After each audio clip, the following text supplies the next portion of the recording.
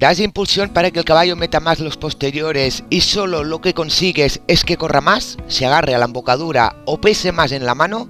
Si este es tu caso, quédate en este vídeo porque voy a explicar algo que pocas personas han explicado y de esta manera podrás evitar estos problemas y enseñar al caballo que impulsión no es sinónimo de velocidad.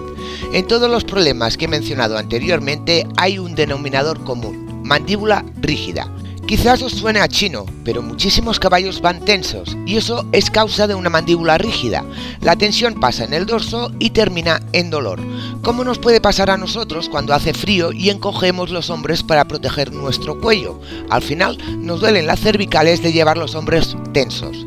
Un caballo con la mandíbula relajada no se agarra a la embocadura ni tirará de ella. Es por eso que al pedir más impulsión aceptará la media parada para compactarlo en vez de salir corriendo. A ver qué ejemplo típico de los míos os pongo para que podáis entenderlo. Imaginaos que estáis encerrados en algún pasillo de alguna pirámide.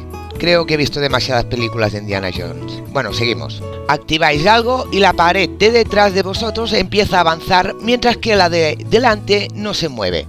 Como medida de desesperación para no morir aplastados, intentáis empujar la pared que hay delante vuestro y os dais cuenta que empujándola fuerte se mueve, así que ponéis los brazos rígidos y seguís empujando con toda vuestra fuerza para desplazar la pared. Eso es lo que le pasa al caballo cuando empujamos por atrás con nuestras piernas. El caballo pone la mandíbula rígida para poder empujar hacia adelante, ya que lo único que le molesta para poder correr es la embocadura. Volvemos a la pirámide. Si en vez de ponernos rígidos para empujar, esperamos que la pared de detrás se acerque lo suficiente como para apoyar los pies en ella y flexionar los brazos y piernas, entonces es cuando nos damos cuenta que la pared de delante se mueve a la misma velocidad que la de atrás, sin necesidad de empujarla.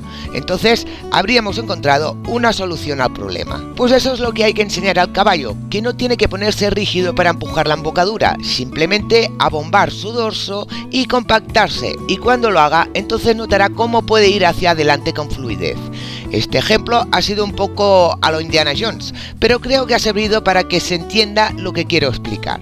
Es por eso que la primera acción de un caballo es correr hacia adelante cuando le metemos impulsión, igual que lo primero que hace una persona encerrada en esa pirámide es empujar la pared.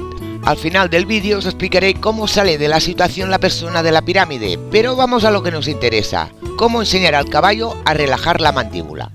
En todas las clases de iniciación lo primero que te dicen es que no muevas las manos, y eso es porque el trote o el galope, con el movimiento del caballo, un jinete noble mueve todo su cuerpo, incluso las manos, causando tirones bruscos en la boca del caballo, así que es correcto lo que se dice.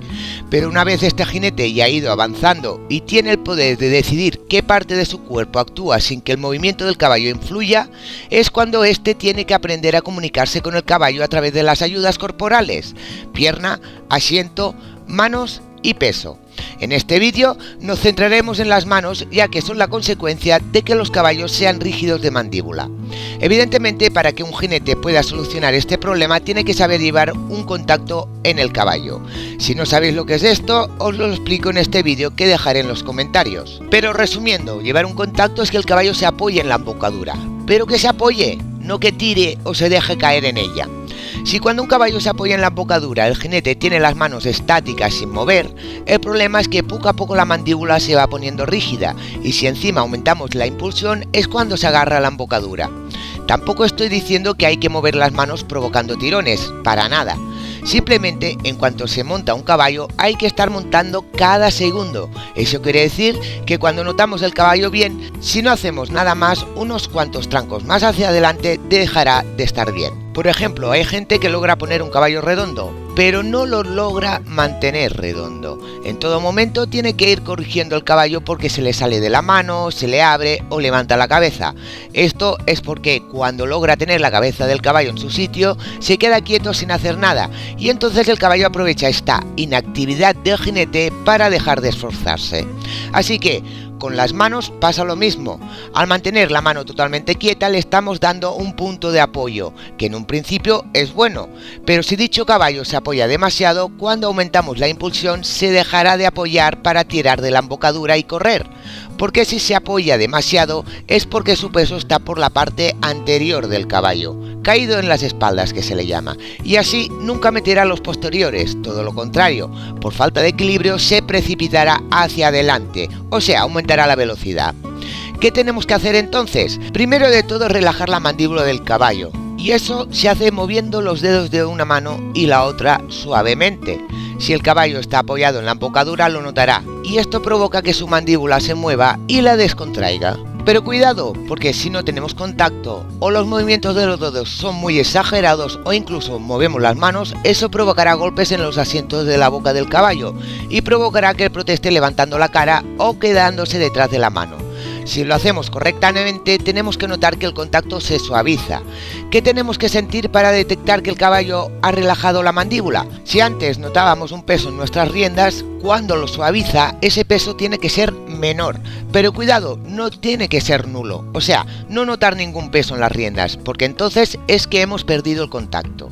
Es por eso que hay que seguir impulsando para que no desaparezca el contacto. Una vez notamos más suavidad en las riendas, es cuando tenemos que aumentar la impulsión, para aplicarle al caballo que active más los posteriores sin cambiar su equilibrio. Entonces tendremos un caballo que se aguanta por sí solo, metiendo posteriores y subiendo la cruz. Cuando el caballo ya va entendiendo esto, solo es cuestión de hacer medias paradas en cuanto el caballo se precipite o queremos más reunión. La media parada sirve para ordenar el caballo, compactarlo, equilibrarlo y salir con un buen equilibrio metiendo los posteriores y liberando la cruz. ¿Sabéis la diferencia entre la equitación y otros deportes? Para hacer cualquier deporte solo necesitas entreno y habilidad. Para la equitación, aparte de entreno y habilidad, necesitas lo más importante: sentir al caballo, escuchar lo que nos dice en cada momento, y dependiendo de lo que transmita hay que actuar de una manera u otra. Si no sabes sentir un caballo nunca llegarás a ser un buen jinete, y esto es algo que no enseñan en las clases de equitación, y bajo mi punto de vista es lo más importante para poder montar sin un profesor que te vaya diciendo en cada momento lo que tienes que hacer. En este vídeo he querido empezar a enseñaros a escuchar el caballo y que os esforcéis a querer sentir lo que nos dice. Entiendo que es un vídeo bastante técnico y no es fácil de explicar, así que espero que sepáis agradecer las cosas que comparto con vosotros, ya que son cosas que no se pueden encontrar en cualquier canal de habla hispana.